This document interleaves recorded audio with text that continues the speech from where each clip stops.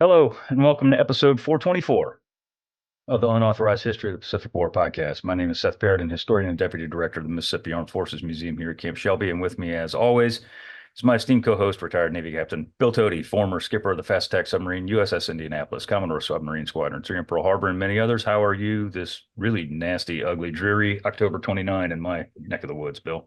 It is gross. Not in mine, Seth. It's beautiful in Florida, and we're all wearing better-looking shorts. We are. This is a new shirt. Of course, you couldn't tell because it was balled up in my closet, but that's such as it is. John, the third member of our crew, is here with us again today, historian Jon Parshall. John, how are you today? I also am better than that because, it's a beautiful fall day here in Minnesota. So, can't complain. Going to get a little bike riding in, I think, sometime this afternoon. Oh, that would be good. You do that out here and you'd sweat before you'd even get the humidity, I think, is like 92% right now. It's gross. It's gross. It is gross. Before we get started, I just have to add one personal note. I know I've mentioned it multiple times, but this past Sunday, my son Sullivan had his Eagle Scout Court of Honor. So he is officially 100% sworn in, bona fide Eagle Scout. So congratulations to my dude. Congrats, Sully. And I think Sully. Life membership of the National Eagle Scout Association, of which I am a member, is due, Seth. Yeah, I actually got to sign him up for that. He's like, Dad, what is this? I was like, oh, sorry, I forgot to sign you up for that. My bad. I got you, brother. I got you. But just give me a minute. Yeah. So that was Sunday. It was a very memorable and moving ceremony. So no, that's a big deal. My son too was an Eagle Scout, and that was really pretty cool, gotta say. So good on you, Sully, for putting in the work. It really is. Really is really cool. Yeah. So, all right, on with the show. So the escort carriers had just turned into the wind to begin the launching cycle. The ships of Taffy 1, under the overall command of Rear Admiral Thomas Sprague, were at that moment responding to the Japanese surface threat that had blossomed over Taffy 3's horizon earlier that morning. And yes, we are taking a step back in time, so you haven't tuned into the wrong episode yet here. So yeah, it's right. So just dig on it. The Wayback Machine. Yeah, really. Flux capacitor. The 5 Avengers and 8 FM-2 Wildcats that had just launched from USS Santee would fly north to attack Kurita's surface force as the Battle of Samar continued to ratchet up in ferocity and desperation. The time was 0740, October 25, 1944. The aircraft, later identified as an A6M0, was flying above the American task group. It was not seen by radar or the naked eye. Zero rolled over and plummeted towards the sea, aiming for the small American escort carrier below. In an instant, the Japanese Zero impacted the Santee, the airplane exploding as it contacted the flight deck, and the bomb it was carrying penetrating into the ship's hangar deck and exploding. The fires were quickly brought under control, and the ship continued to sail. American sailors aboard Santee, caught in the mass confusion of the Battle off Samar, were unaware of what had just occurred. All they knew is that their ship had been hit. Why the enemy airplane had impacted them was anyone's guess. Maybe the pilot had been killed by AAA. The Zero had been taken under fire by neighboring CVE USS Swanee, so who knew for sure? A scant 24 minutes later, Swanee herself came under attack from an enemy aircraft. There was no doubt about this one, however. The Japanese Kate was seen by many ships in the task group to deliberately circling at 8,000 feet before he rolled over and dove towards the escort carrier, never veering from its suicidal course. The Kate smacked into Swanee just forward of the aft elevator. The bomb the Kate carried penetrated the flight deck and exploded inside the hangar, tearing a 10-foot hole in the flight deck and a 25-foot hole in the hangar itself. Within hours, the Swanee was operating again when at 12:40 she came under attack again, this time from a Zero that hit her flight deck, careening into a TBF that had just landed. The 2 aircraft burst into flames and the fire raged aboard Swanee for hours just before being brought under control. All told, 107 American sailors were dead as a result of these attacks. The sailors in Taffy 1 who had witnessed the attacks were dumbstruck as to what they had just seen. Why in God's name would anyone deliberately crash an airplane into a ship, thus sacrificing their own life? The answer would come soon enough. The kamikaze gentlemen had arrived. Oh, just a whole conversation we're going to have today that's going to be rather mind-blowing, really. Yeah, well, and I decided to go with Rising Sun Red for my There you shirt go. today. Partly too, just the contrast between this episode and the last episode where we talked about the demise of Yamato, which was sort of the naval equivalent of a baby harp sub, a harp steel clubbing, but now we're getting into a new set of Japanese tactics that really are going to extract a real toll from the Americans. Big time. And these are deliberate tactics, deliberate attacks. And we're going to get deep into the weeds here. So more kamikaze attacks on the Taffies continued throughout the day on October 25th. The most famous or infamous attack occurred around 10:45 that day. 6 Zeros from the 201st Air Group based at Mabalkat approached the remnants of Taffy 3 after the task group had gotten away from Kurita. Lookouts aboard Kitkin Bay CVE-71 spotted them first, opening fire as the Zeros came in. This group was led by a Lieutenant Seki Yukio. More Zeros attacked Fanshawe Bay. One approached from astern and was shot down. White Plains, Kitkin Bay again, and Fanshawe Bay were also attacked, but the suicide aircraft were either shot down or driven off by AAA fire.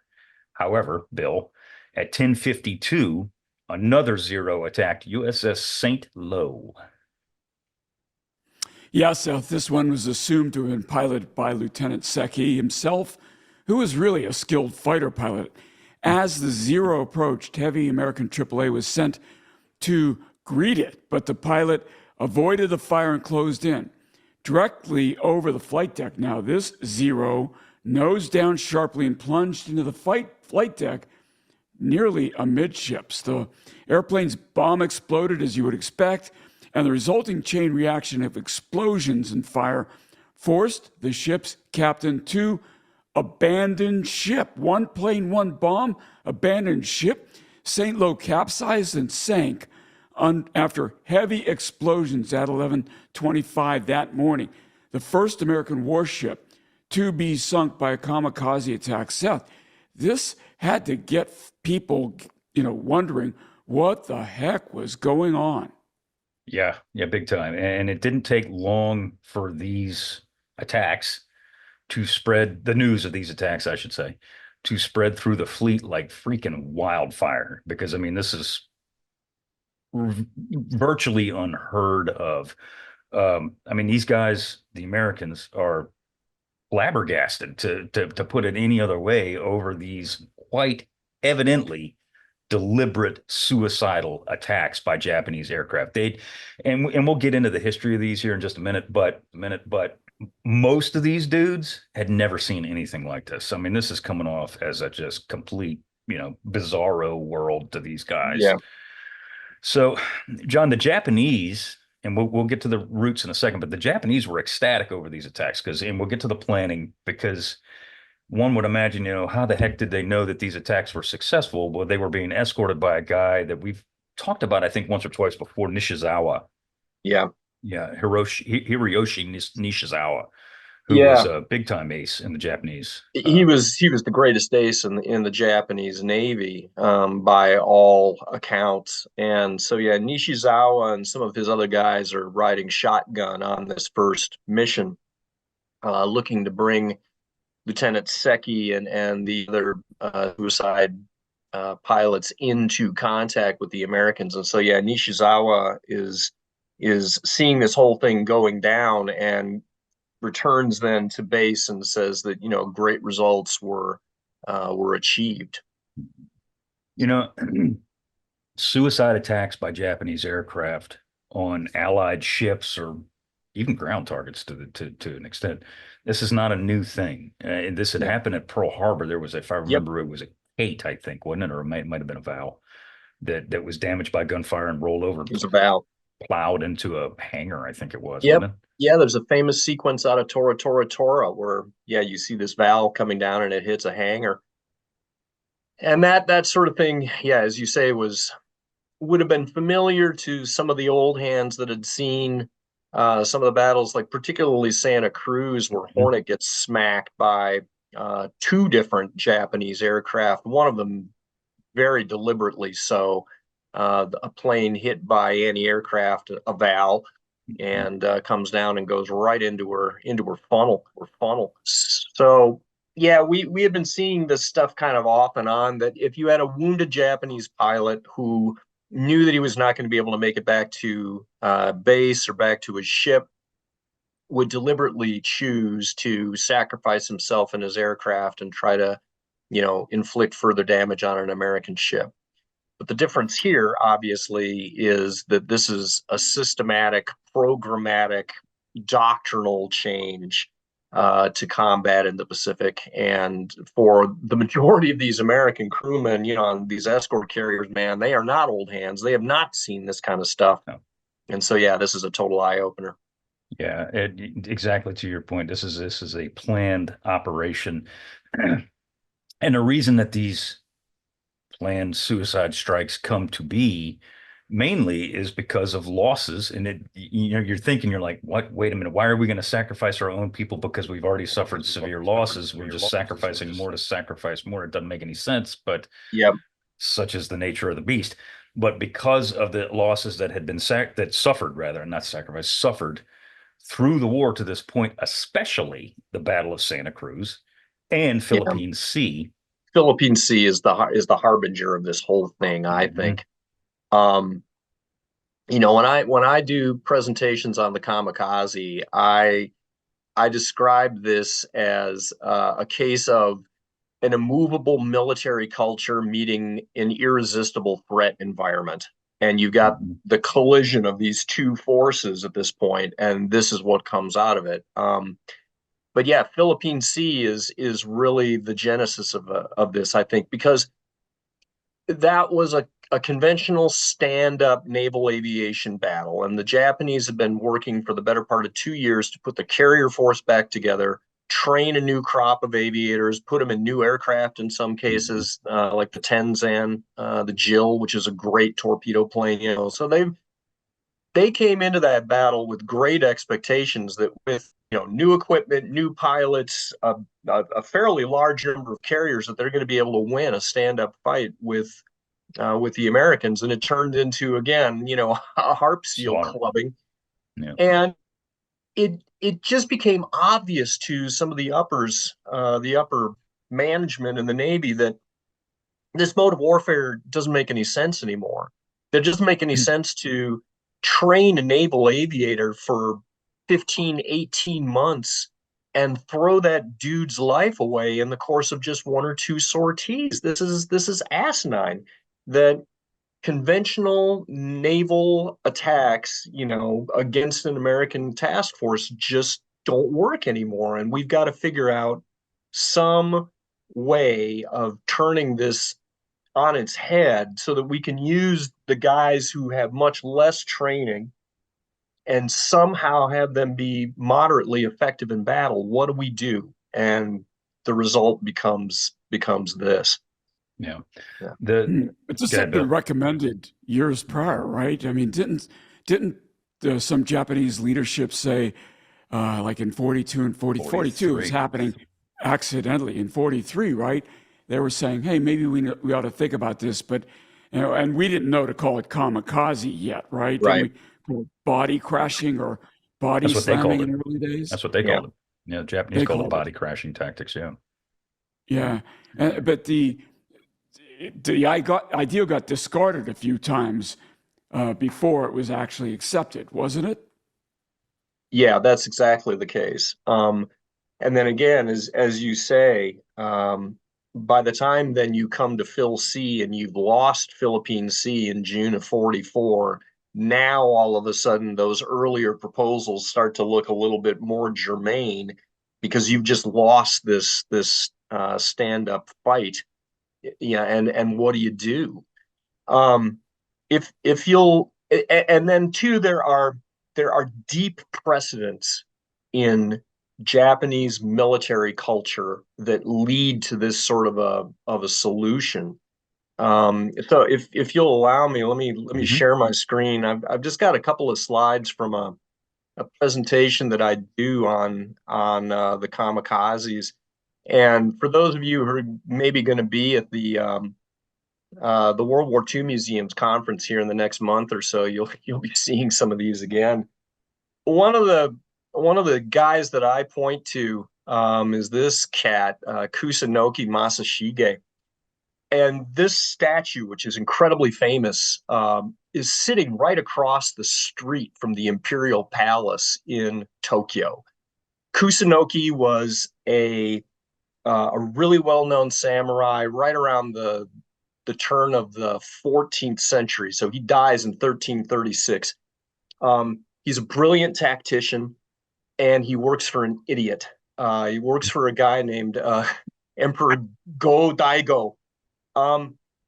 And there's a rebellion, and the rebellious army is marching on Kyoto, and Kusunoki knows that they are outnumbered by this army, and he goes to the emperor and he tells him, look, what I want to do is I want to pull our smaller army out of the way. We're going to put them up on the top of a mountain, and when the rebel army goes into Kyoto, we will sweep down from behind them with our forces and also the monks that are up on the top of this monastery on this mountain. We're going to come in behind them into the imperial city, and we're going to wipe them out. And the emperor says, that's a great idea, and I don't want you to do it. We have to defend the imperial city. I want you to meet this army on an open field of battle. And Kusunoki kind of looks at his brother, and they're like, they don't say anything, but the message is clear. That's going to get our butts killed. But the emperor insists, and they go ahead and do it, and the result is exactly what you would expect. Kusunoki and his brother and the entire army are wiped out to absolutely no effect. But at the end of this battle, just before he's about to be killed, Kusunoki says to his brother, I wish that I had 7 lives to give for the emperor. And then his head is cut off. And, so this dude is held up as a paragon of what every loyal samurai should be, that you should, remain loyal to your emperor no matter what. And right before World War II, there's a patriotic song that comes out, talking about Kusunoki and his loyalty unto death. I mean, this cat was known by every schoolboy in Japan. Okay, so that's who they look up to, is this guy who worked for an idiot and took, stupid orders and went willingly to his death. Fast forward to, if I can page down here, when you get to the imperial rescript that the Emperor Meiji issues to his soldiers and sailors right around, during the Meiji Restoration, and he says here, our relations with you will be most intimate when we rely upon you as our limbs and you look up to us as your head. In other words, I'm not hiring you to think. I'm hiring you to carry out my orders, okay? And furthermore, you'll note here too, that in essence, every warrior within the Japanese military has sworn a personal oath to the emperor personally that I will carry out your orders. And so, that's the kind of military culture that we end up with. And the result is that, again, flashing forward, as a result of, all the militarized schooling that's going on in the country and whatnot, this picture, I think, just is absolutely emblematic of what we end up with in this war. We have modern naval aviator warriors here standing in front of a piece of modern kit, and they've all got samurai swords, right? Mm-hmm. These are the dudes that we've got to contend with. So here is the culture piece of it. That's the kind of breed of cats that the Japanese Navy still has in uniform at this point.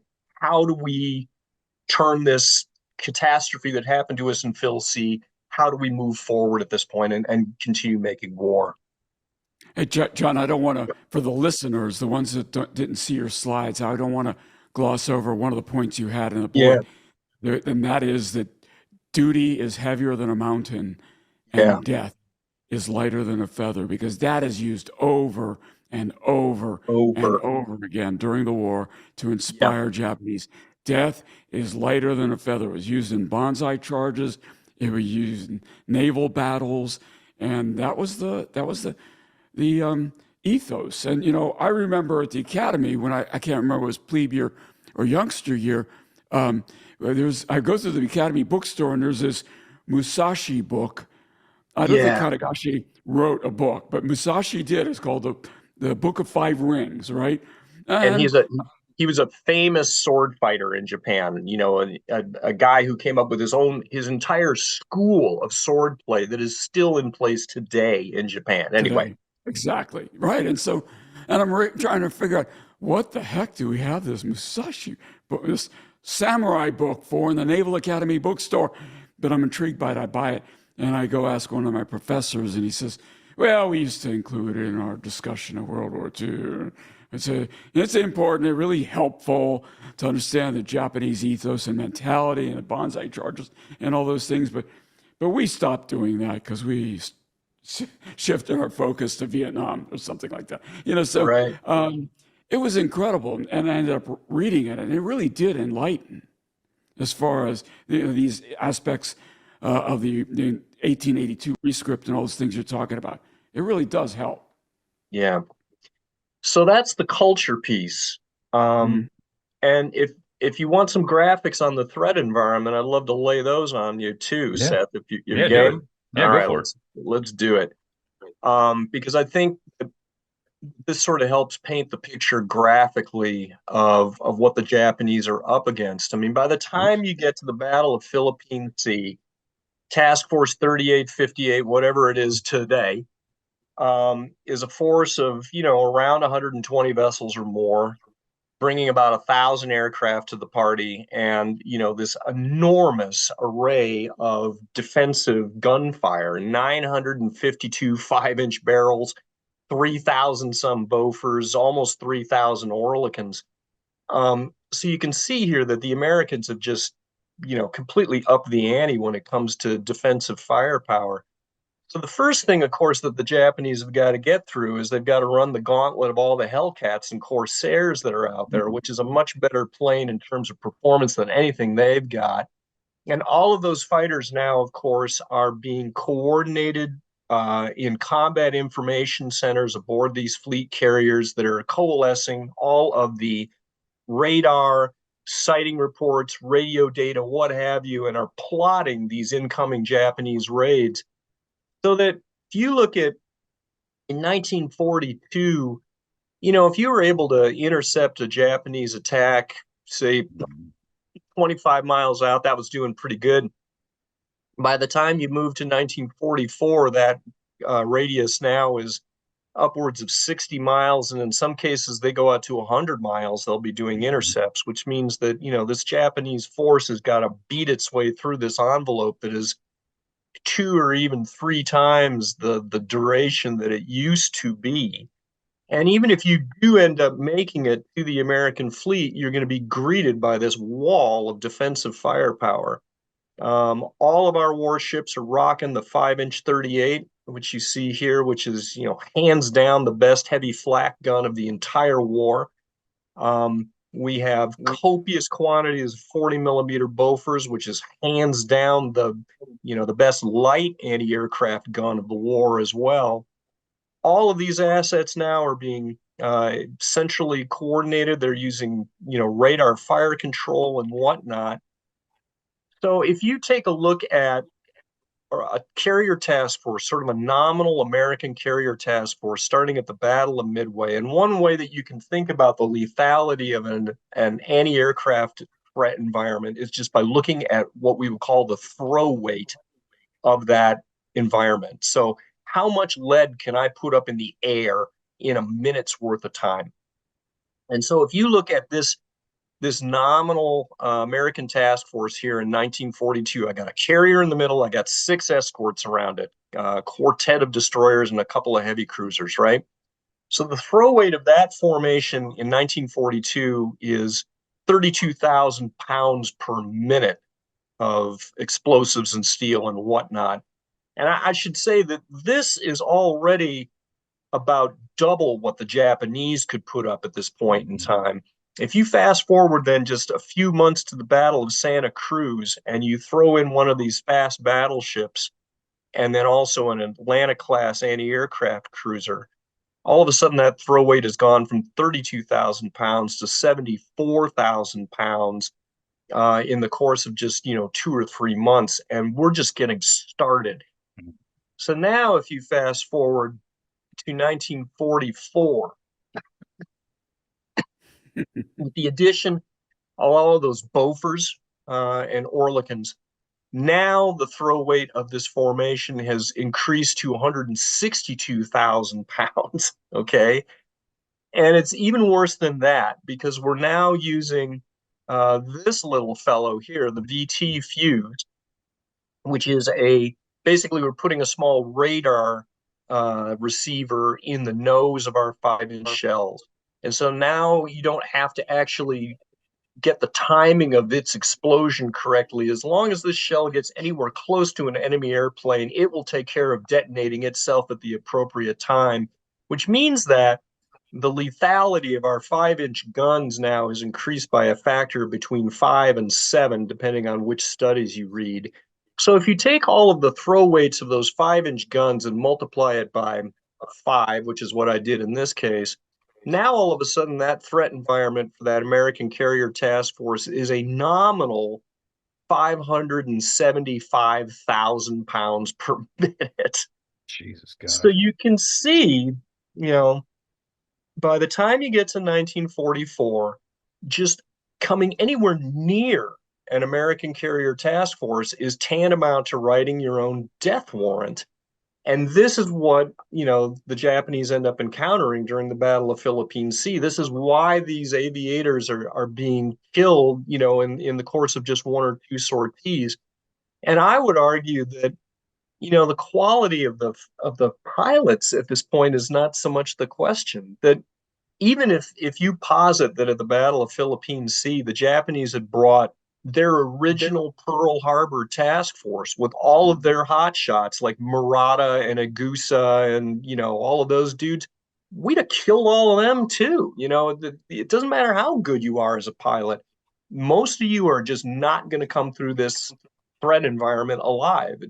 That's just the deal. So that's where we are. That's defensive firepower. Add Right. on top of the offensive firepower, which we're going to talk about at some point, and it's even worse. But the point you're making here, it's move, counter move, or the expression that we like to use: the enemy gets a vote, right? So Yes. we throw all this firepower up, the enemy gets a vote, and how they vote with my pilot, as you said earlier.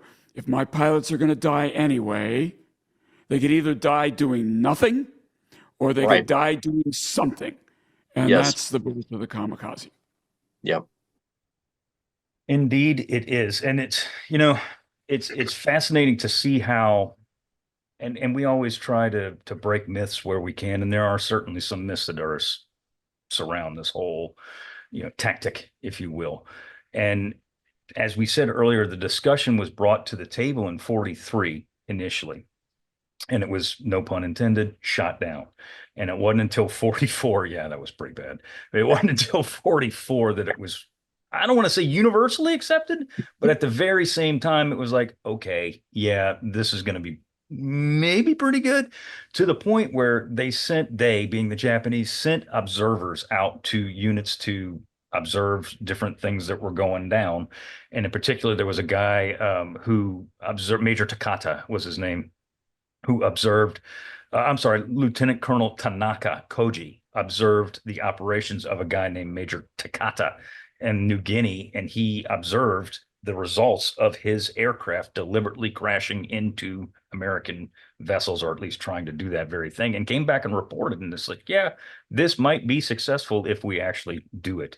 And that's where the seed was planted. And to your point exactly, John, and Bill, you got to waste, if you're going to waste your people, you might as well at least waste them on something that's going to do some sort of good. And the thing is, too, is that initially, and I found this to be pretty interesting, it was decided by the Inspector General of Aviation, General Anami, that all these guys should be volunteers. I mean, it makes perfect sense, I'm not going to order you to go kill yourself. We're going to let you volunteer to go kill yourself. Right. And they get a lot of volunteers. Like there's, 40, 50, 60 guys are like, yeah, I'll do this. Hands down. Nishizawa was one of the Right. guys that actually volunteered to sacrifice himself. And they were Yeah. like, no, dude, you're way too valuable. You're not going to be the one to do it. Right. And they wound up picking on Seki, Lieutenant Seki Yukio, to lead this kamikaze raid. And there's the myths of guys saying, yeah, I'll absolutely want to die for the emperor. And I'm sure that there were some guys that actually did want to do that. Nishizawa apparently was one of them. Seki and a lot of the other guys were not, though. These were guys that were not necessarily all too thrilled about flinging themselves into an American or Allied vessel, because the Australians took several hits out there in the same time too. That they weren't too thrilled with this whole idea, Yeah. and they wound up having to really do some significant self reflection on the whole idea of doing this. So that Yeah. myth of everybody just jumping up and saying, yeah, I'll do it, and that's a bunch of baloney too. Yeah. No, if you read the accounts of Seki sort of trying to come to that decision, yeah, if you're reading between the lines, it seems pretty clear that he was, not enthused about this, at least initially. And that feeds into a whole larger discussion of what kind of societal pressure, both within the military, the Japanese military, and Japanese society as a whole, is being placed upon these aviators, particularly when we start getting into the later attacks, which we'll talk about, around Okinawa, where you're using younger and younger and younger pilots in many Impressionable young cases. men. Yes, yes, whose prefrontal cortex is not fully developed at all. I mean, these are in some cases as young as 17.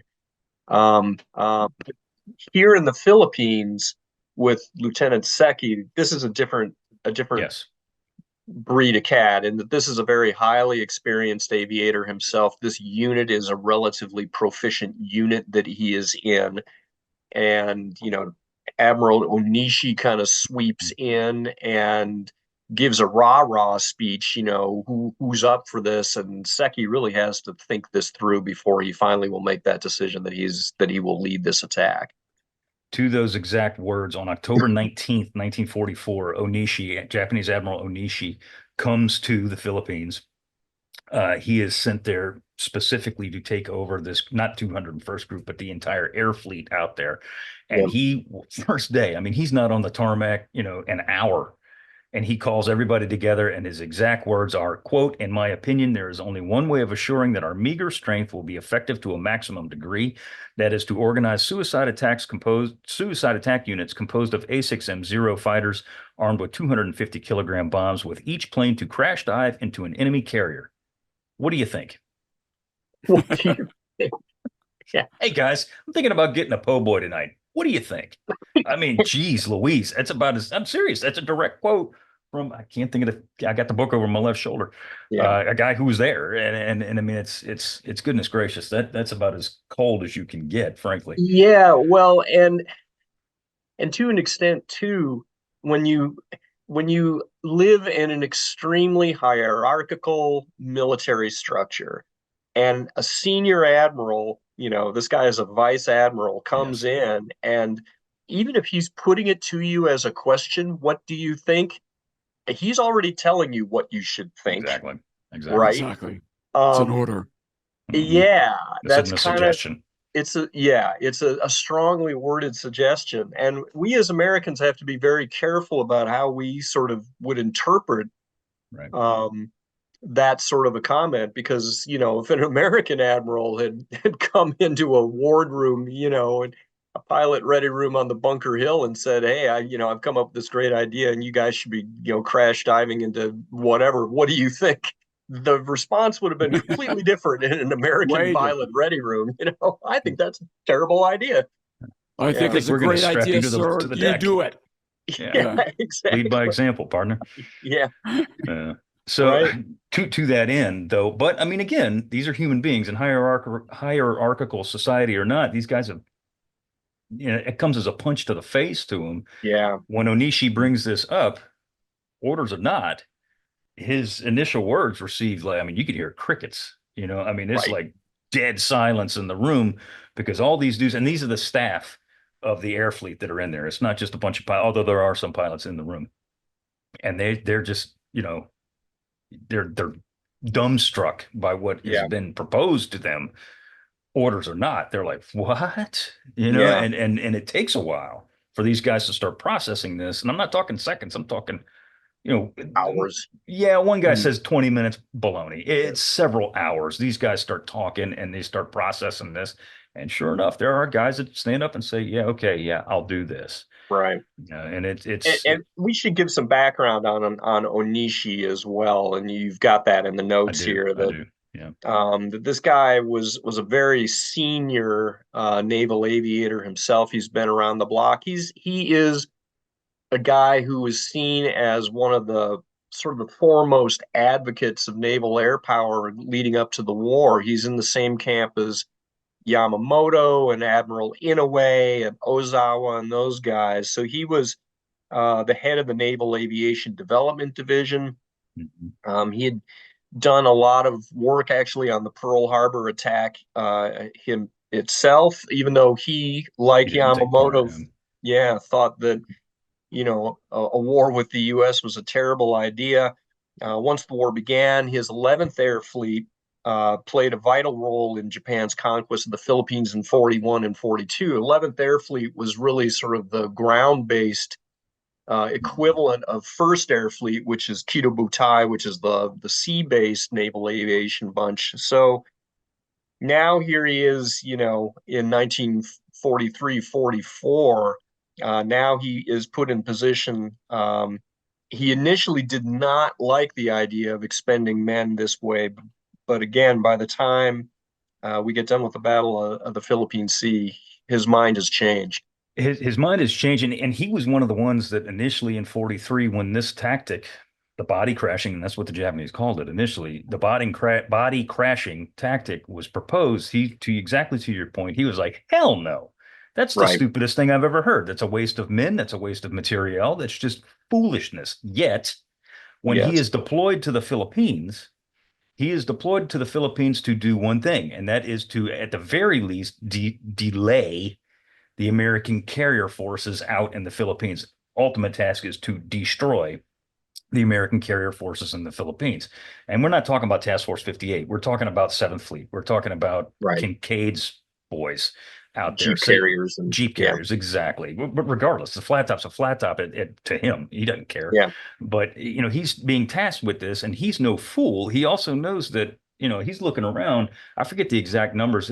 The air fleet, such as it was that he was supposed to take command of, had been ravaged in the weeks before by American air power that had come through there and blown the living crap out of everything that was on the ground or in the air.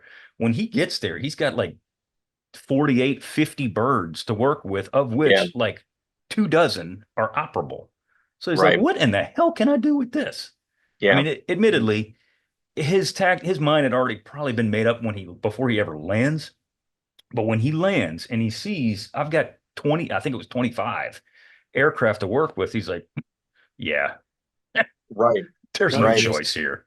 And you can imagine, Seth, the dynamic among those airmen, right? They're going to, the first person to speak up. Who wants to be that, right? Exactly. Oh, it's a great idea, Admiral. Oh, good. I'm glad you said that because you're leading the assault. Right. Exactly. I think one of them did admit, say, scoring a hit would be much more effective if we do it this way than conventional bombing methods. I mean, so he got some murmuring, I guess, by some of these guys, but it was going to be a tough sell. Yeah. Well, and I have to think too that another one of the dynamics that's going through the conversation here is that when an admiral speaks up and trots this idea out, of course, all of these aviators have been receiving the same sort of propaganda that the Japanese people are getting too. And this is kind of like, are we really doing that bad that you are now suggesting that we sacrifice our lives? I mean, I guess the PR bulletins that we've been reading have not exactly been accurate now, have they? So that's got to take some processing time too. It was fake news. Yeah, exactly. Yeah. So the 201st Air Group is under the command of a gentleman named Commander Tamai. And Tamai is, according to the records, besieged with volunteers to lead these missions. And well, yeah, I agree with you, Bill. I firmly agree. I don't think he was besieged by anybody, but No. there were certainly guys that were like, yeah, I'll do it. But there were to what John was saying earlier, some of these veteran pilots are like, this is kind of stupid, I think. Tamai was the guy that felt that Lieutenant Seki did not volunteer. Tamai was the guy that felt that Seki was the guy that should lead this raid. And Seki hears this and he's like, what? Because they proposed the idea to Seki, and without going through all the exact the story is Seki says, you must absolutely let me do it, unquote. So he was, very excited to do this.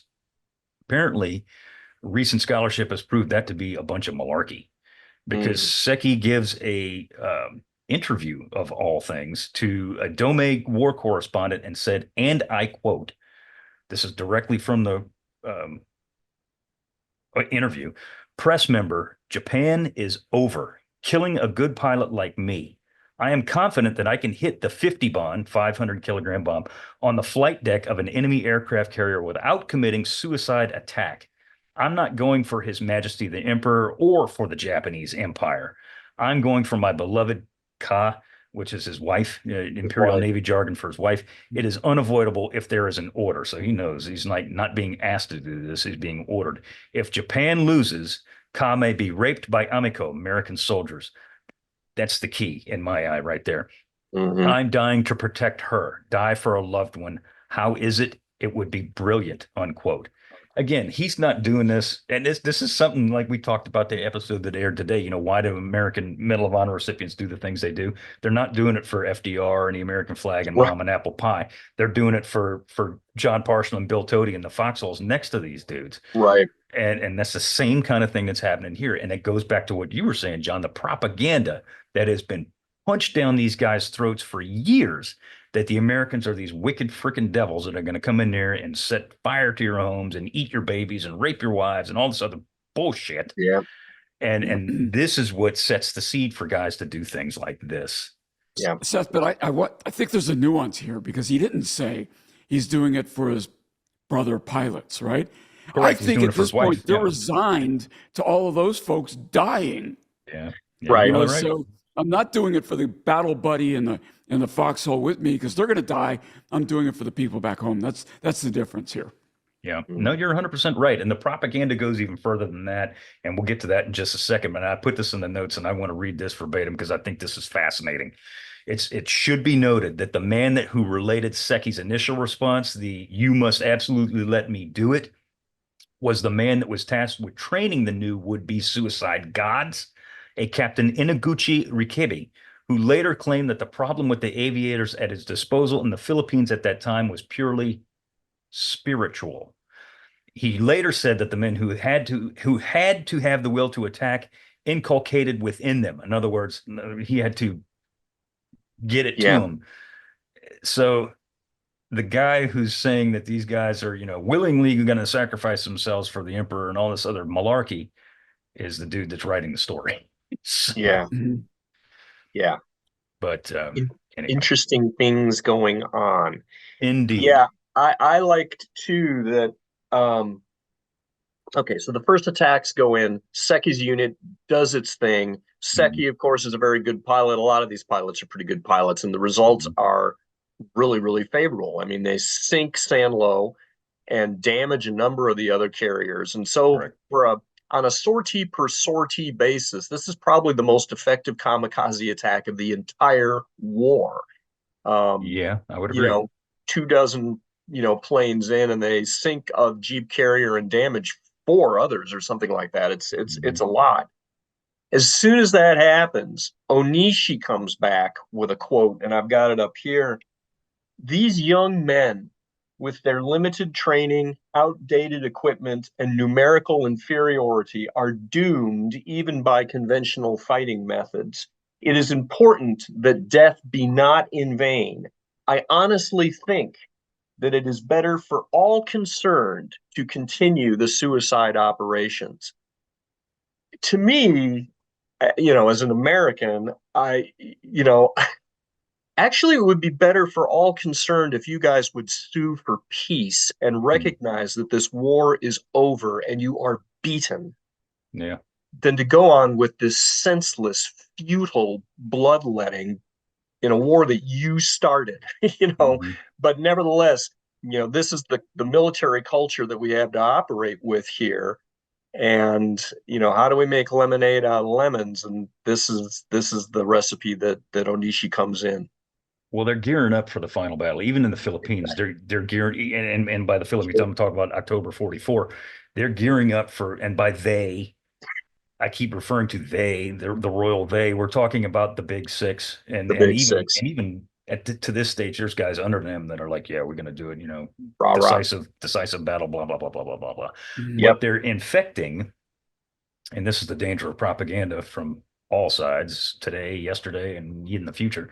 They are Yep. infecting those back home with this Yep. same belief that these suicidal tactics are a good thing, and Yeah. that everybody should be willing to do this. And that whole slogan that we talked about last week, Bill, 100 million should die for the emperor, and all this other jazz. you Right. know Yep. it all goes back to that. And it's an interesting way in how they, because I even put in the notes that this is not purely just a military tactic. It wasn't just for the military, which I find to be fascinating. And I would be willing to bet that most people don't know this, is that it wasn't just to pump up these young suicide guys. It was also to pump up the home front population and to Mm. hold these guys on a pedestal, On a place these pedestal. guys on a pedestal and make them these gods, these suicide Yeah. gods, all in order to pump up the civilian population. And it Yeah. all starts, Bill. Go ahead, John. You're going to say something? I was just going to say, and actually, that is a precedent that goes all the way back to Pearl Harbor. Sure. That if you look at the mini submarine Yep. crewmen during that attack, there were 5 mini subs. There were 10 crewmen. One of those crewmen, of course, is captured and is never mentioned by the Japanese. It's an can't remember his name now. Um, Sakamoto. Kazu. Anyway, but the other 9, What is it, Bill? Sakamoto? Sakamoto. Yeah. it's Sakamoto. Sakamoto. Thank you. Um, HA-19. Right. that's right. The other 9 are held up from the get-go as war gods. That these dudes did what they were supposed to do, namely sacrifice themselves. And so, yeah, we're doing exactly the same thing here, except in far more desperate straits, putting these kamikaze pilots up on the pedestal. It's actually fascinating. I have a extensive archival footage catalog here, and one of the newsreels, Japanese newsreels that I have, is that very thing that you're talking about, and I'll show it. Yeah, I'll show it here, including with, I don't have subtitles because I don't speak Japanese, but Yeah. it shows these guys like these portraits, and they're like painted portraits. It's of these Yep. guys, and it lionizes these people. You know, Mhm. it's quite evident what they're doing here. Again, I don't speak Japanese, so I can't understand it, but I mean, a blind man could figure out what the hell they're trying to do here. They're Yep. venerating these people to sainthood because Yep. they sacrifice themselves in these midget submarines in this Right. attack on Pearl Harbor. And exactly to your point, there's one missing. One missing. He ain't in the Sorry. pictures. So, Sorry, guys. It was Sakamaki. I'm confusing my Sakamaki. Japanese Yeah, Navy guys. that's right. Sakamaki. yeah, Well, and to an extent, and this is what all militaries do. I mean, sure. we've spent We do the same any thing. number of episodes, talking about our posthumous Medal of Honor winners, and Absolutely. that's what militaries do. The difference here becomes that the venerated principle is deliberate suicide, Yep. and that is a different kind of twist, I would say. Oh yeah, And we 100%. don't turn them into gods. Right. Also, yeah. Also Although very true. Desmond Doss gets anyway, we won't go there. Yeah, he's pretty close. Yeah, he's Yeah. up there. He's up there. So Anywho, getting back to the propaganda aspect of this at home, and yeah, you're again, like I said, I just showed the newsreel here in the episode, but it starts in 41.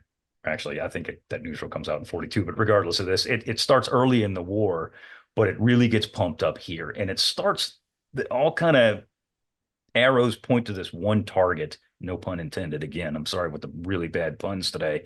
It is Japanese Rear Admiral Arima Masafumi is the guy that's generally considered in Japan to be the first kamikaze pilot. And as we all know, that's not necessarily the case, but that's the guy who's initially recognized. Bill, what did this dude do exactly? Well, first thing he did, even though he was an admiral, is he decided to fly a mission, right? Yes, he he climbed did. the cockpit of a G4M Betty, and he personally led a flight of the medium bombers to attack Halsey's withdrawing force. We're talking still at the Philippines here. Arima's force picked out the USS Franklin as their target. The Bettys bored in on the Franklin, all dropping their fish with they're torpedo bombers, right? So they're dropping the fish with several of the attackers being shot down by Big Ben's own AAA suite. The 4 fish all passed close aboard, but missed, with one passing underneath the carrier and failing to explode. At this point, one of the attackers is hit by Franklin's AAA and attempted to crash into the ship's island, zooming over a flight deck at a height of only about 5 feet. The Bettys narrowly missed and exploded in her catwalk, but that throws up a bunch of stuff, right? Explosive debris, flaming debris, and wreckage all over the flight deck. The Betty that near missed Franklin was supposedly piloted by this admiral that you're talking about, Seth, Arima. So this is why he gains the reputation of being the first ever kamikaze. So when he goes to take off, he makes it abundantly clear that he's like, and again, this is the story. Now, whether or not this is the truth or not, God only knows. But the story goes that he says, "Hey guys, get on this Betty. We're going for one final ride together, and I'm going to plow this sucker into a carrier." Again, whether he does this or actually says this or not, God only knows. But the news media of the Japanese news media takes this story, whether it's fabricated or not, and we don't know if it is or it isn't. All we do know is that Arima does actually fly out there and he never comes back. So who the hell knows? But they blow this thing into this massive, propaganda episode that just continues and continues to build. And one of the things I put in the notes, and we've all seen these pictures and footage for that matter, is that everything was staged for these kamikaze, especially these early ones. Everything was staged. We've seen the footage and the pictures of the pilots drinking sake from the cups and, all standing there and saluting who's ever sending them off to their deaths. And well, there's a reason those pictures are there, is because Admiral, especially with these first attacks in the Philippines specifically, Onishi is the dude that's standing there in the middle and he's saluting all these guys and all these guys are saluting him. And it's very ritualistic and very somber and very theatrical. Yeah. Because next to Onishi is a phalanx of Japanese news cameras and photographers taking all this stuff in, and they send it back home to the folks and say, "Look at these young men who are willingly sacrificing themselves by throwing themselves into American ships to save your ass. You need to get out there and make more stuff because we need it. And these guys are sacrificing themselves. So get out there and make some more bayonets and shells and helmets and all this other stuff." It's all part of the game, man. Well, and that is also then part of the sort of the enduring bifurcation of the, what do I want to say, that the imagery around the kamikazes that cleaves right down the middle along cultural lines, that to this day, if you go to museums in Japan that talk about the kamikazes, and there's a wonderful one at the Etajima Museum, where the Japanese Maritime Self-Defense Force Academy is. It's their equivalent of Annapolis. They've got a tremendous museum there, and a really great kamikaze exhibit. And it's full of the final poems that these men wrote going home, and of course, and you get a lot of these same images that you've just talked about. Of pilots getting ready to take off, and of course we're going to fast forward when we get to the Okinawa stuff. Japanese schoolgirls, lining the runways and waving these young pilots off, and doing all that stuff.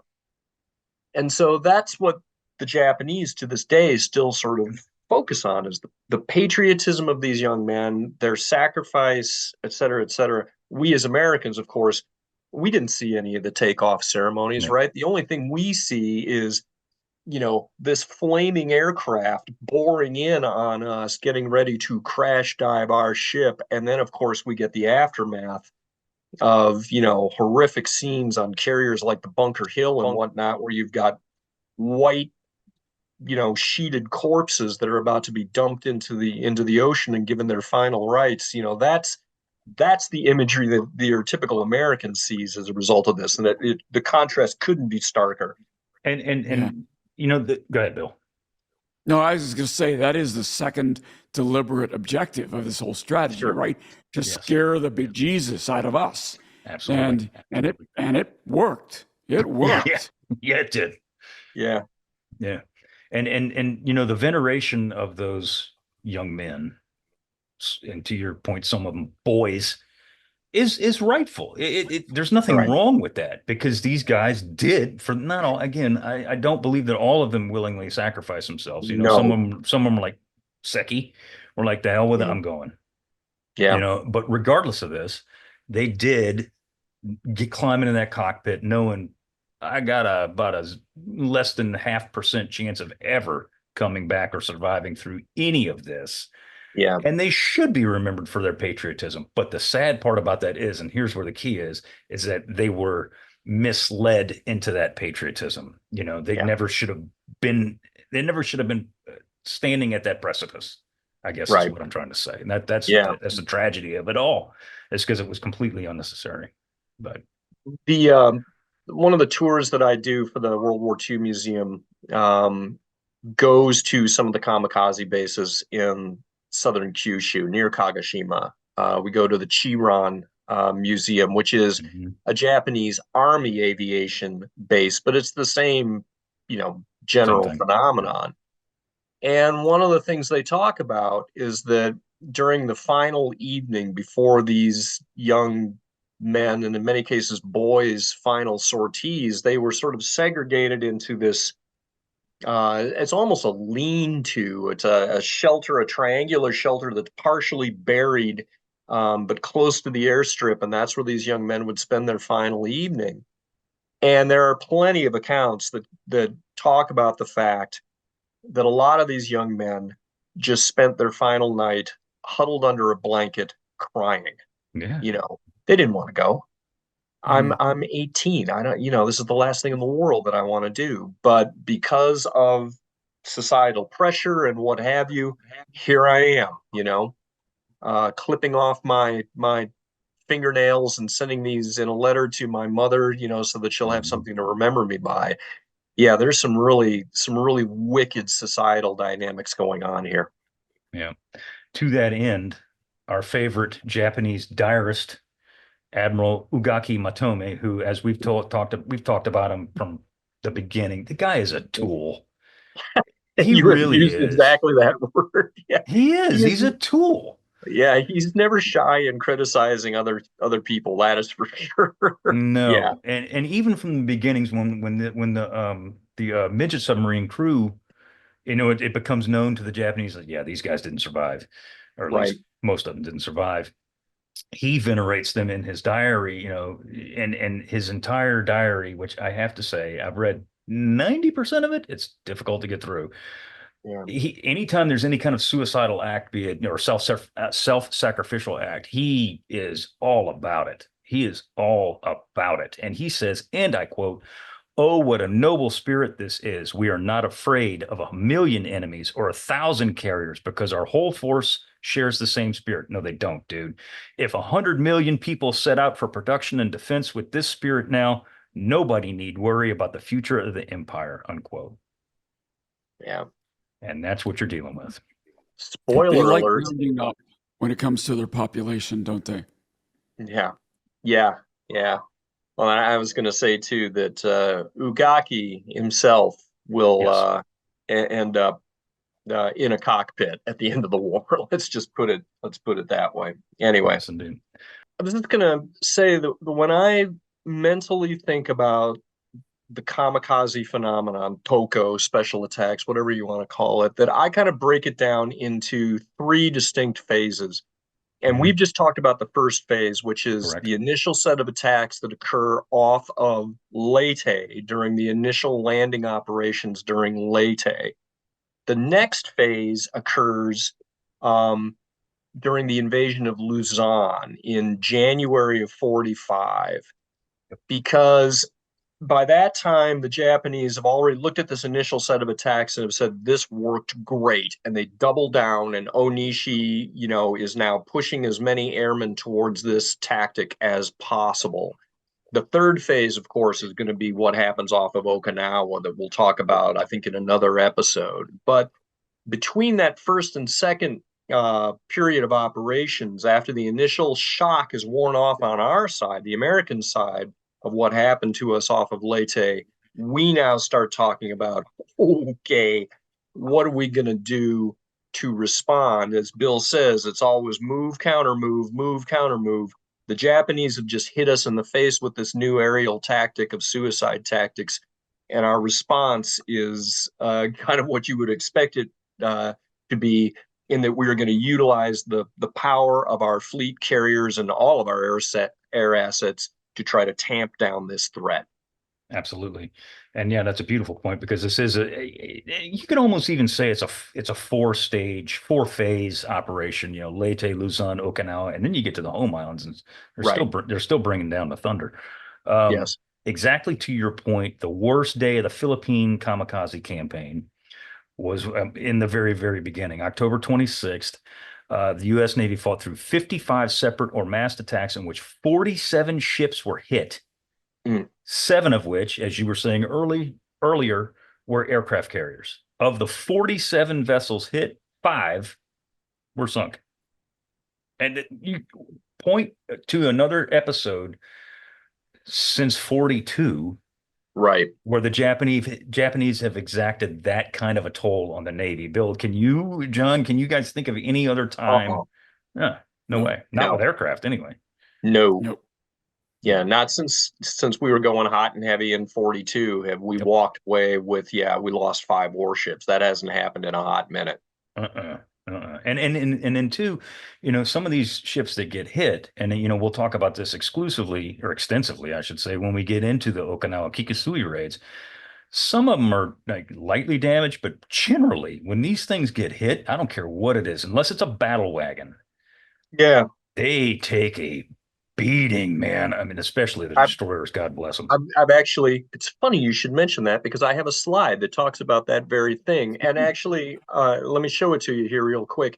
Go for it. Part of the reason that this weapon system, if you will, is more effective than just a conventional aerial attack is that not only are you putting in the explosive power of the piece of ordnance that's being carried, typically a 250 kilogram bomb, but you've also got all of the fuel, and just the mass of the aircraft itself adds, that much more damage to the ship being struck.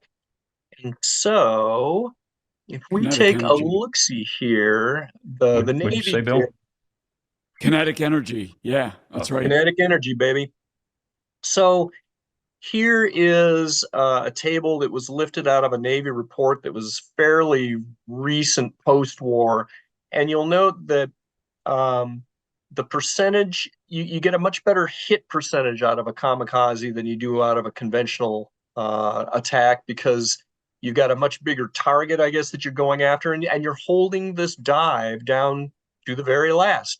This is a guided weapon system, if you will, that is going after a large target. And so instead of putting a dumb weapon into the air or under the sea, you're actually using a pilot to make sure that this weapon's hit. And so you can see that at least initially, up into Okinawa, the hit percentage of these weapons was 10 times better than a conventional naval attack.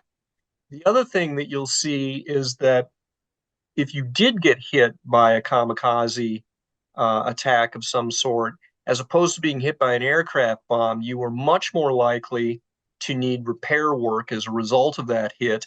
And the amount of time that you were going to be in the yard as the result of that hit was also substantially greater. So a conventional bomb, I'd maybe be out of action for about a week. I get hit by a kamikaze, I'm going to be out of action for a minimum of 4. So, this means that your average 0 now can bring a hurting to any sort of a major fleet combatant that would have been inconceivable in 1942 or something like that. John, if I could spin off of that to make a tangential point, is that the kamikaze is now approaching the destructive rate of a torpedo. We've been saying all season, torpedoes are the most effective weapons. Yep. And you don't get close with an air-delivered weapon until you get the kamikaze. Right. That's right. So by the end of the Philippine campaign, kamikaze aircraft, or Shinyo boats, or Kaiten, had damaged over 130 U.S. or Allied vessels of various shapes and sizes. And it goes all the way down to a damn fleet tug, no lie. Yeah. Tugs and landing craft, and if it floated, it was a target. Right. Honest to God. 20 of these vessels have been sunk, with the U.S. Navy and Allied ships suffering over 1,400 fatalities. Again, that's a lot. That's a lot of sailors. Yeah, again, we have not seen that since Guadalcanal and the Solomons. Exactly. Yep. Exactly. So, Bill, one of our favorite human beings, Admiral Chester Nimitz, had a quote regarding the kamikaze at this stage, and he does another quote later on, but at this stage specifically. Yeah, he's saying the suicide attack represents by far the most difficult anti-aircraft problem yet faced by the fleet. The psychological value of AAA against the incoming aircraft is neutralizing, which in the past has driven away a large percentage of potential attackers, is inoperative against the suicide plane. He knows he's going to die. If the plane is not shot down or so severely damaged that its control is impaired, it is almost inevitable that it will hit its target, Seth. Yeah. And that last point is really important because it is here and, towards the end of 1944 that suddenly the value of the 20 millimeter Oerlikon starts falling off dramatically. Yep. Because it just does not have the hitting power. With a kamikaze, doesn't have the range. Doesn't have the range. Yeah. Yep. It's the same sort of problem that you encounter today against a sea skimming cruise missile of some sort, in that you've got this ballistic object that is coming at you, at a terminal course. It's not good enough just to knock a wing off or something like that. You have to physically destroy it so that its terminal course is disrupted because you've turned it into debris. In a lot of cases with a kamikaze, they would hit the thing, maybe knock a wing off or whatever, but it doesn't matter because it's still on the right trajectory and it's going to hit you anyway, even if the pilot is dead. So that meant that, as you say, the Oerlikon doesn't have the range anymore, doesn't have the hitting power to stop this thing. And in a lot of cases, the Bofors doesn't either. You really needed to hit it with a 5-inch shell, which would vaporize the plane, turn it into aluminum confetti, and that would stop that attack. But yeah, the lighter weapons just can't get it done anymore. You see a lot of that, and we're going to do an episode on USS Laffey, DD-724, later on, because her ordeal is insane. But, and yes, she does shoot down, I don't know, 2 or 3 of wannabe suicide aircraft with her Bofors. But even then, some of the ones that hit her are like, they're shot to Swiss cheese by the 40s and the 20s. And those suckers just keep on coming, brother, because that, like Bill was saying, that kinetic energy, they're on a course. And unless you just vaporize it, it's still coming. And that's what does most of the damage on that particular ship. And of course, a lot of the other ones, but Laffey specifically is that kind of stuff. So, Bill, between October 26th and January 45, the U.S. Navy suffered through just a shade over 650 attacks by suicide aircraft alone. Yes, so even though the Navy had easily the world's most advanced and effective AAA defense, John talked about that at length just a little while ago, it simply could not stop all the attacks. Navy had developed a multi-layered fleet air defense with integrated radar, combat air patrols, everything we talked about. Most Navy combat ships possessed SK air search radar that could detect incoming aircraft, though not their altitude, just kind of the bearing, to a range of 75 to 100 nautical miles.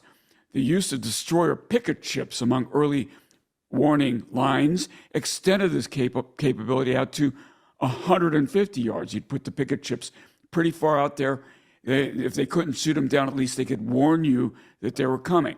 So all these carriers and many battleships, cruisers, and destroyers had, in addition, shorter range SM or SP radar sets capable of identifying target direction and altitude, and fighter direction centers to vector combat air patrols. So these, we talked about the combat information center, but they were being fed by all of these picket ships and all the other ships, and into a combat, basically a fighter director capability to vector the fighters where they need to be, to make sure the gun mounts are looking in the right direction if they're not already radar controlled mounts.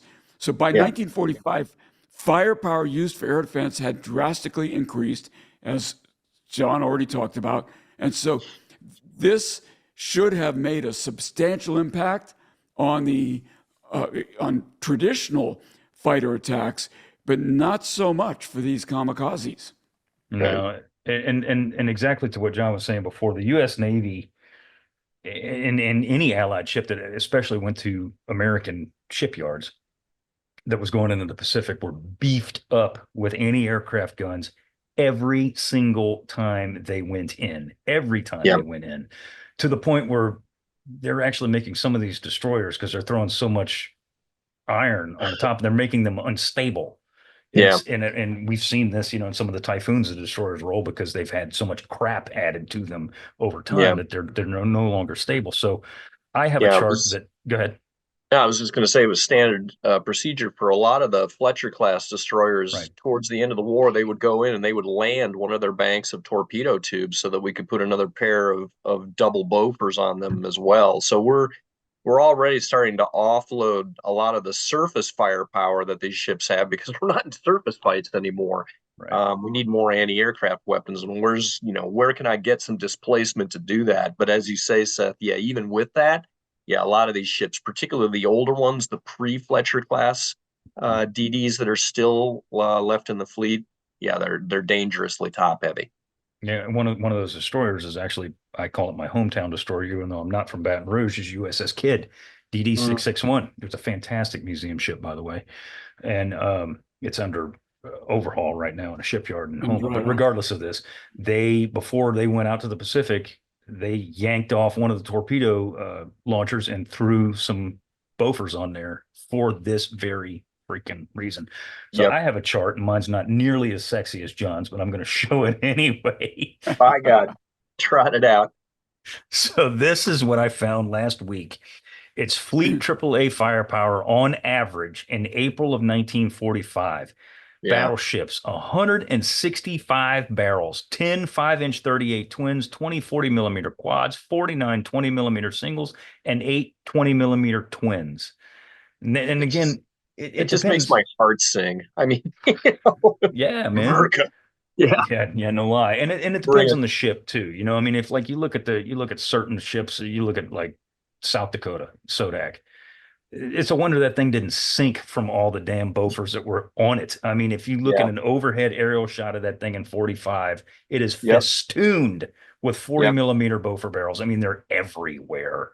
And I mean, heavy cruisers, 83 barrels, light cruisers, 50 barrels, large cruisers, which of course we're talking about Alaska and Guam, 102 barrels. Fleet, and this is impressive, fleet aircraft carriers, and we're talking about Essex and to a lesser extent Enterprise, 136 barrels. So a fleet carrier in and of itself, an Essex class carrier, could actually almost have the same or similar throw weight as a goddamn battle wagon. Again, not as many 5-inch 38s, but 40s out the wazoo.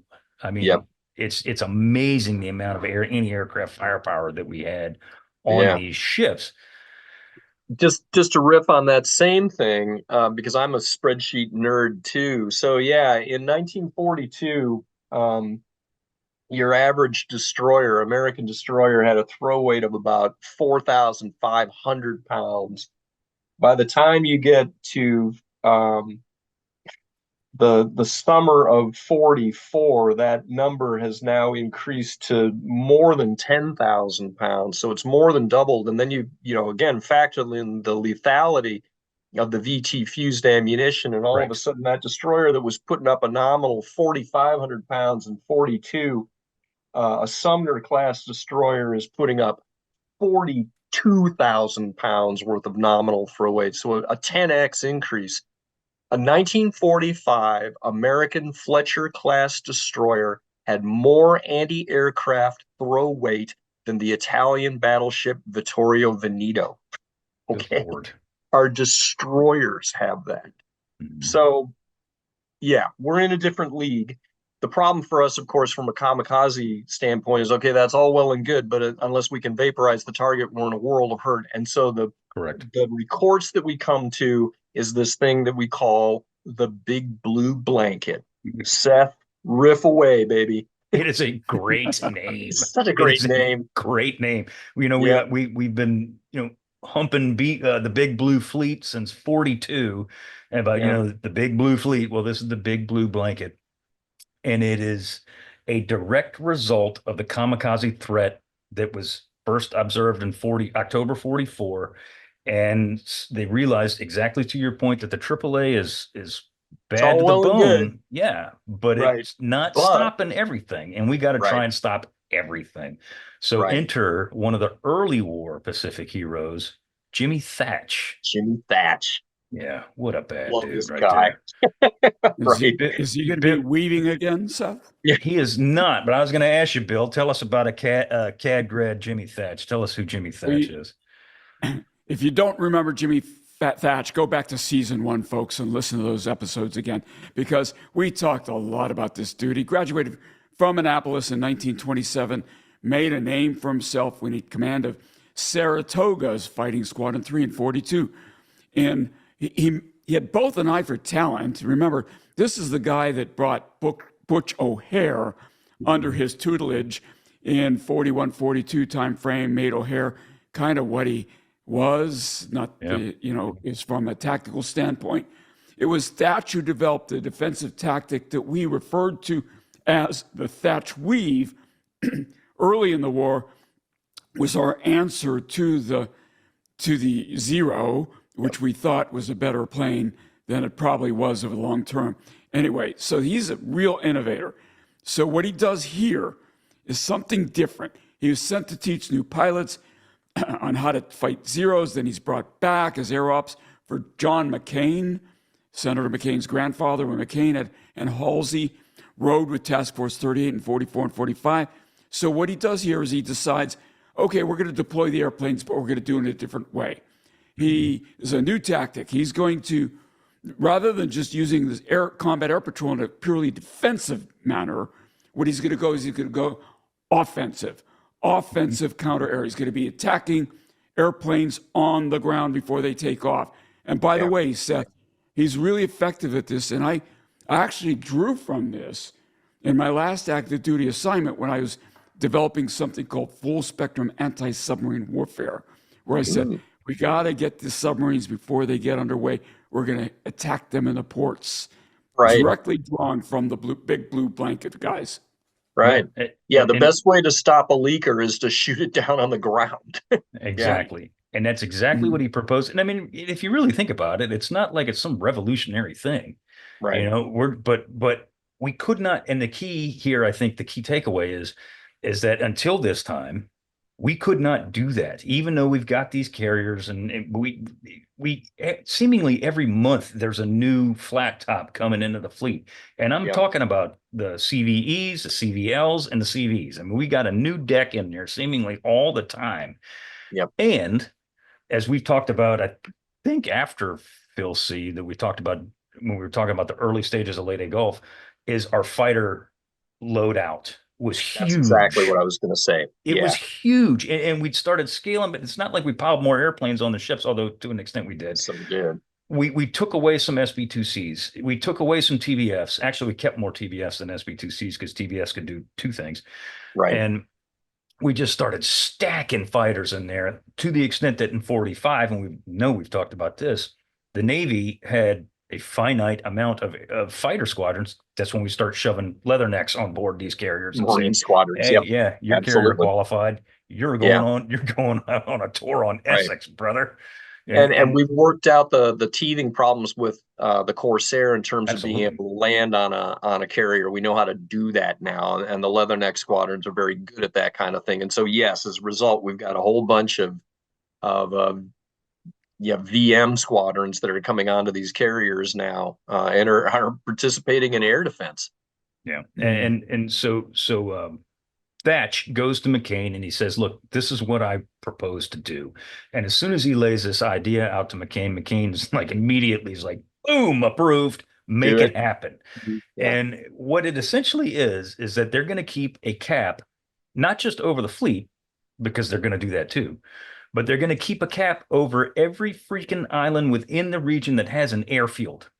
Right. And this is initially instituted in January 45 in and around the Luzon area. They And start. you can see that. I'm sorry to interrupt. No, no, You that's can see okay. the precedent for this actually also was established in Philippine Sea, where Correct. not only are we fighting defensively, but we also kept standing patrols over Guam and Saipan and Rota during that naval battle Yep. to do precisely this. You know, anybody trying to come up or land on those airfields, we're going to shoot them down. So Yeah. Thatch is just extending this principle to dozens of airfields now. If I'm operating in an environment like the Philippines, where there could be dozens of airfields, Well, there are dozens of airfields alone. I think if I remember correctly, when we were doing Luzon, there were like 35 airfields on Luzon alone that holy we knew Moses! about. That we knew Right, about. right. So on days in which the fleet would strike, which is pretty much every freaking day, That's how we roll. yeah, bring it home, Yeah, baby. Hellcats yeah. and Corsairs are going to be sent to patrol over Japanese airfields almost 24 hours a day. And remember, this is January 45. We got two night carriers at this stage. We got the Big E Right. and we got Independence, and that's all they do is they're Yeah, flying at night. And in a pinch, they'll do it during the daylight hours too, but they are specifically night operating nocturnal aircraft carriers. So getting rid of snoopers in a lot of cases, that's and exactly what they're doing. And they're trying to catch these guys as they're moving the aircraft from field to field, right. which the Japanese are not stupid. They know that Yeah, if they try and move an airplane at noon on a Tuesday, guess what? There's going to be a blue airplane with stars on it. They're going to shoot the living hell out of you. So we right, can't do that. We need to do it at night. Well, enter the Enterprise and the Independence that right. tries to put the thumb down, the kibosh on that. So Thatch arranged a three-strike rotation so as to not wear out the pilots or the airplanes too. So that's, a concern, obviously. Launch and recovery times. And it's not just on one ship. This is through the whole task force, at this point, 38. It was carefully planned so as to keep the blanket over the fields without missing a beat. And it's just one after the next, after the next, after the next. And initially, it works. Yeah, Like it works really well. Like not he, but the American pilots catch a lot of these Japanese airplanes as they're trying to take off or as they're trying to assemble. If they don't catch them on the ground, they catch them in the air or they just shoot them up on the ground. So, I mean, it works very, very well. And American fighter pilots kills increase significantly in that amount of time.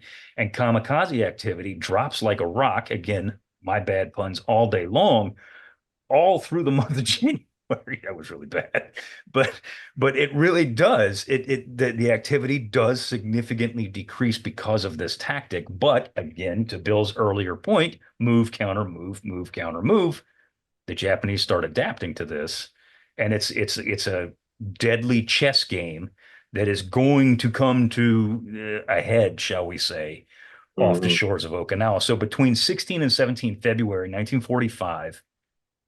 11 fleet and 5 CVLs flew 2,761 sorties in 48 and 2 days, 48 hours, and claimed the destruction of 500 enemy aircraft on the ground and in the air. Now, again, Whether that number's accurate or not, God knows. But Yeah. suffice it to say, we blew up a lot of Japanese airplanes in that period of time.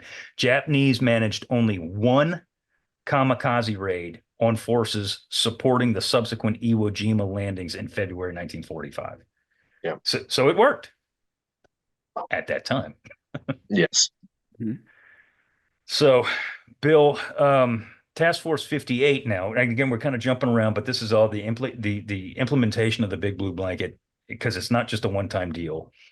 In March of 1945, during the raids on the Japanese home island, specifically Kyushu, we do the same thing again here, do we not?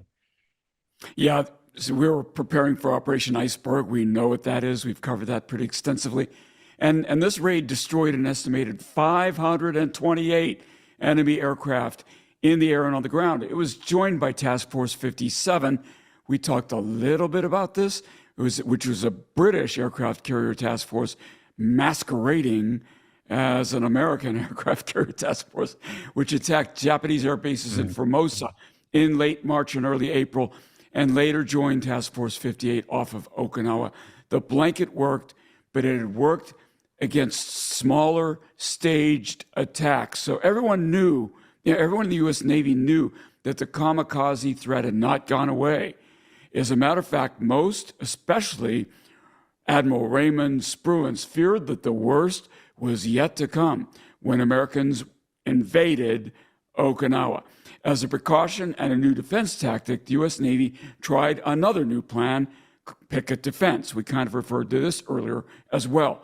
The general idea behind that was simple. By placing destroyers and other smaller aircraft, we even used LCUs for this effort out ahead of the main body of the American fleet, be it Task Force 58 or the fleet that was offshore of Okinawa. The main body would have more time to direct fighter defense and prepare AAA. So how well did this work, Seth? I mean, the idea is sound. And by the way, just to be clear, the U.S. Navy was not the first to deploy a radar picket defense destroyer system, but we were the first to deploy it to such a degree that makes it. We did 16 radar picket stations off of Okinawa that kind of ringed the island to a degree. Yeah, we've got a map of that. We'll show it next week. Right. And they're out there to varying distances. Some of them are farther out, some of them are closer in, whatever the hell. Yeah.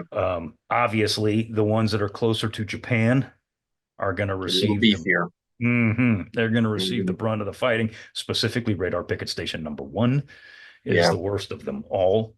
But I mean, the theory is sound, because again, referring back to your screen, John, where you were talking about, we could detect Japanese aircraft upwards of 100 miles away, and just falling back on what Bill said, now with these picket stations out there, we're going 150 or even sometimes a shade more. Yeah. Because, the whole, and we can get into this and we will get into this next week, but the whole thing with the picket stations is they have an FDO aboard those destroyers. Correct. There is a cat that is specifically there. He's not part of that destroyer. He's part of the fleet. The larger air defense network. Yeah. Correct. So we're extending that capability further out. And when we say a picket too, generally these stations would have at least one destroyer, sometimes two or more destroyers, and they often had LSM gunships, landing craft that had been beefed up with additional Bofors and that kind of thing, to, in essence, act as additional AAA support for the destroyers. So we're putting even smaller units around the destroyers to try to keep them whole. So when we think of a picket, mentally think, 3, 4, 5 ships. That's typically what would have been at one of those spots. Correct me if I'm wrong, Seth. No, you're right. You're right. But there's only a couple of big ships. The rest are teeny tiny. That's the thing. And so, as we'll see next week, what ends up happening is, in many cases, these pickets attract outsized attention from the aircraft that they are trying to detect and then vector fighter assets towards. They end up becoming real targets.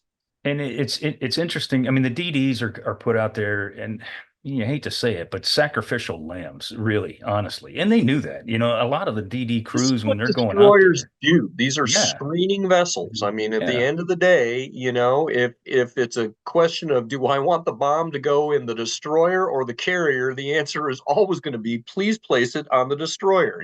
That's just what they're for. right. But It's yeah, unfortunate, but it's true. it doesn't make that duty if you're one of the dudes on those ships. That is Oh very my God. unpleasant duty. No, my God. Yeah. I mean, when you listen to, I knew a bunch of dudes that were on Laffy. And Uh, and when I talked to those guys and when you listen to what they were talking about before, when they got orders to go out to Picket One, they all were like, "Oh dear Jesus," because yeah, they'd seen the shells of American ships that had come into Caramaretto yeah, from that particular, I mean others too, but that particular station. So yeah, when they were going out there, they're like, "Oh, here we go. We're going to catch yeah, it." And right. it's interesting to note too that to your point exactly, both of y'all, the smaller landing craft that were put out there, and we're not talking LCVPs, or like LCSs and LCIs and things like that. They were put out there specifically. A, yeah, they got a lot of guns on them. B, they're also small. Yeah, A smaller target is Would be harder to good. hit. correct. That's why they were there. A Yep. smaller target is harder to hit.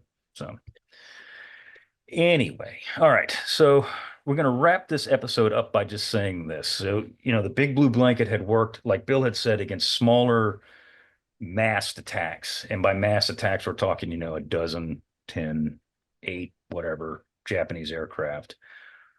But the Japanese had counter move to Bill's move, back and forth, back and forth. And they were preparing, they had an ace up their sleeve for the Okinawa campaign. Yep. Until April 1945, most kamikaze attacks were conducted by flights of aircraft, often no larger than a dozen.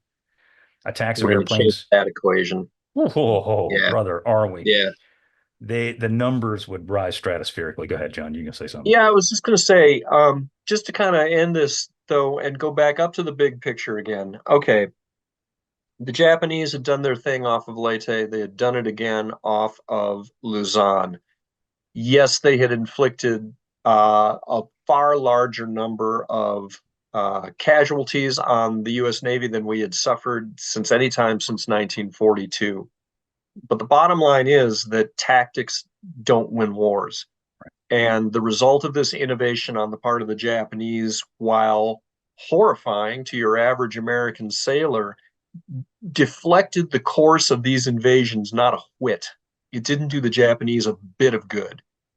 And because our Navy is so much bigger at this point that we can take these kind of casualties. We don't enjoy it, but we can endure this kind of stuff. And the bottom line is that at no time was the ability of our Navy to project amphibious firepower ashore and get those troops where they needed to be to conduct the land operations to put these places under American control. That was never in jeopardy. Mm-hmm. Wouldn't it be great to be an industrial superpower again?